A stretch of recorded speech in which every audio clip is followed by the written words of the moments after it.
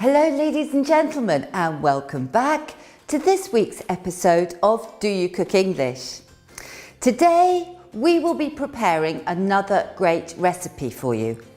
Or I said that we will be preparing another great recipe for you. Have you guessed? Yes, today we are looking at direct and indirect speech. So let's go and take a look at the grammar rule.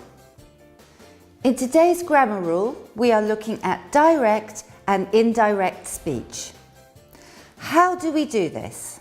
So either a person speaks directly and simply and they say what they want. For example, they said, "We will clear the table later." Or a person reports what another person says. So he or she said that. For example, they said that they will clear the table later. It's easy, isn't it? But don't forget that there are some small changes in the sentences. For example, he said, "I have just made dinner." Or he said that he has just made dinner. Other examples. Yesterday, the chef said to his apprentice, "I have just bought some vegetables from the market and they are still in my car."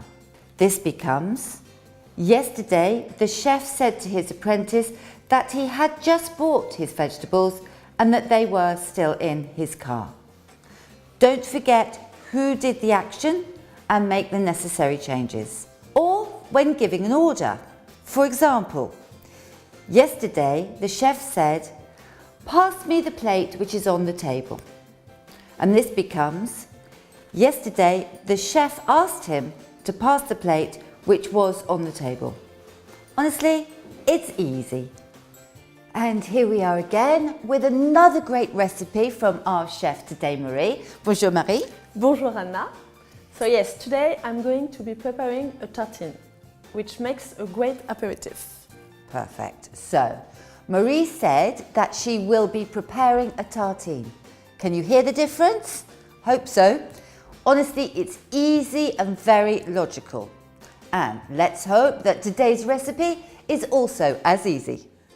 First, cut 8 slices of bread to around 1 centimetre thick. Thinly slice the reblochon cheese, making sure to keep the crust. That is what will give the flavour to the aperitif. Next, peel the pears and cut into fine strips. Then peel and chop the red onions. Then spread the whole grain mustard on the slices of bread with a spoon. For those who like spicier food, you can use Dijon mustard instead. Now, put alternate slices of pear and reblochon cheese and the bread.